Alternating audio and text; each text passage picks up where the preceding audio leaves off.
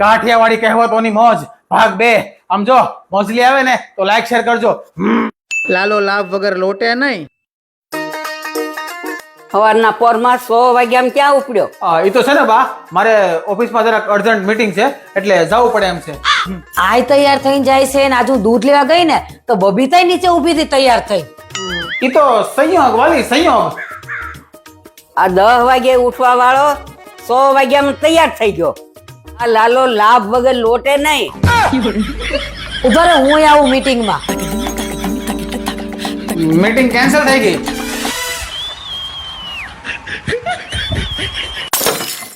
શીબડાના ચોરને ફાંસીની સજા.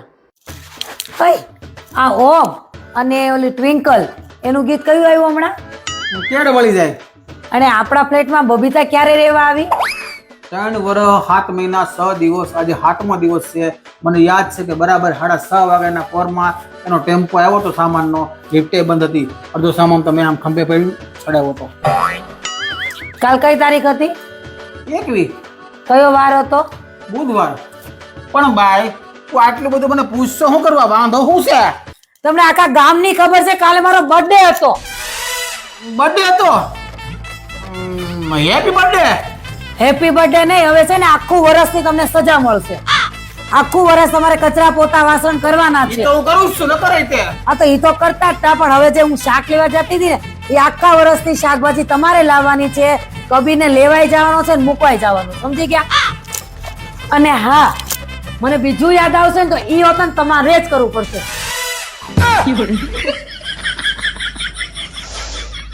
માં તો શીબડાના સોરને ફાંસીની સજા મળે જેવું થઈ ગયું. ધર્મ કરતા ધાડ પડી. ઓય, આ કેડે હાથ દઈને કાં હાલો છો? અરે આપણા ભાભી તો ભાભી નહીં, હા, એ હેઠે ઉભા હતા, એની પાસે દવણાના 2 ડબ્બા હતા. મને એમ કે એના છે, એટલે હું તો એને ખબર ન પડે ને એની પેલા આમ લઈ અને છેટ 11 મળે આમ હાલીને ચડાવી દીધા. શું કરવા? લિફ્ટ બંધ હતી. પછી એને ફોન કર્યો કે ભાભી ડબ્બા ઘરે પહોંચી ગયા. ત્યાં વળી મને ફોન કરીને કે ડબ્બા મારા નથી, પેલા મારવાળી ભાભી છે ને એના છે. પાછા ઉપર ગયો, પાછા ડબ્બા લીધા અને એની ઘરે પહોંચાડ્યા. કડ દુખવા મળી ને, આને કહેવાય ધર્મ કરતા ધાડ પડી. વળી પાછા ભાભી ફોન કરીને કહે છે થેન્ક યુ ભાઈ. આને કહેવાય ધર્મ કરતા ડબલ ધાડ પડી. ઈ જ લાગ્યા હતા.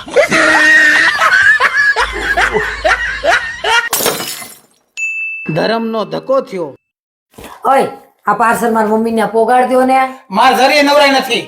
અરે એમાં એમ છે બબીતા ન્યા છે, મારી મમ્મી રહી છે ને બાજુની બિલ્ડીંગમાં ગઈ છે. એનો ફોન આવ્યો હતો કે તમારા હસબન્ડ આવતા હોય તો એને કહેજો ને મને લેતા આવે, કે ક્યારની તમારી રાહ જોઈને બેઠી છે એટલે કહું છું.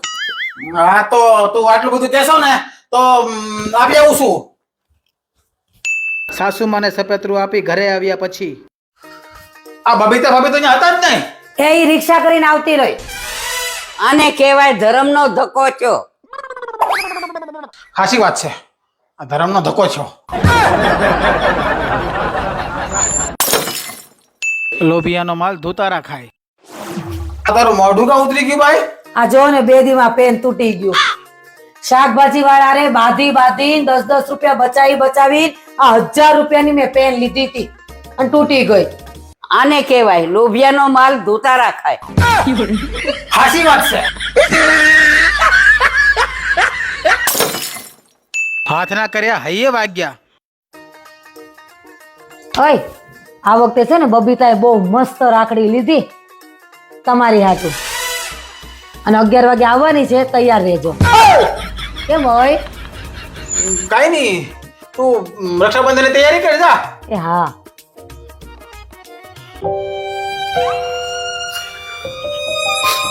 બબીતા ભાભી તમારા ઘરનો સામાન આ મારા ખંભે ઉસકીને 11 માળે મેં ચડાવ્યો. હું પોતે વરસાદમાં પહેલો છું અને તમને છત્રી આપી. તમારા ગાડીમાં પેટ્રોલ નતું, 3 કિલોમીટર સુધી ગાડી દોરવીને હું ગયો છું અને તમને ઓલા શાકભાજીના થેલા ઉસકીને તમારી ઘરે પહોંચાડે છે અને મને રાખડી બાંધવા આવો છો તમે? આવો ન્યાય. હાથના કર્યા અહીંયા વાગ્યા ને. સાચી વાત છે, હાથ ના કર્યા અહીંયા વાગ્યા. નસીબનો બળિયો. હલો બકુડી, એમ કહેતો તો કે આવતીકાલે આપણે સોપાટી જઈ, સોપાટી, મોટી સોપાટી. કોનો ફોન છે? મારા ભેરુબંધનો ફોન છે. સ્પીકર ઉપર કરો તો. ખરા ટાણે ભેરુબંધનો ફોન આવ્યો. હલો, જોઈ લીધું? કે હા. તો જા ફટાફટ રોટલા બનાય, શંકાશીલ બાઈ તેમાં તે. આને કહેવાય નસીબનો બળિયો. બાકી આજ તો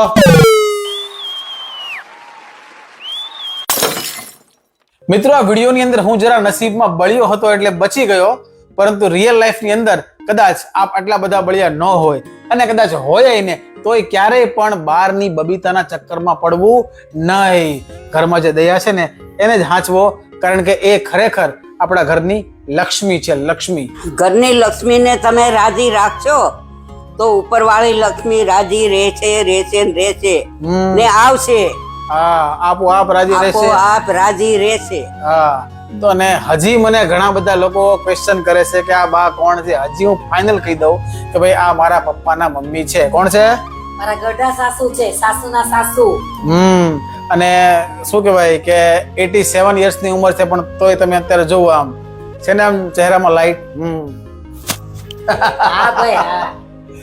તો ચલો મિત્રો, આવી જ રીતના આપને હસાવતા રહીશું. ફરી મળીશું નવા વિડીયોમાં. ત્યાં સુધી આપ સૌ વ્યસ્ત રહો, મસ્ત રહો, તંદુરસ્ત રહો અને સદાય હસતા રહો.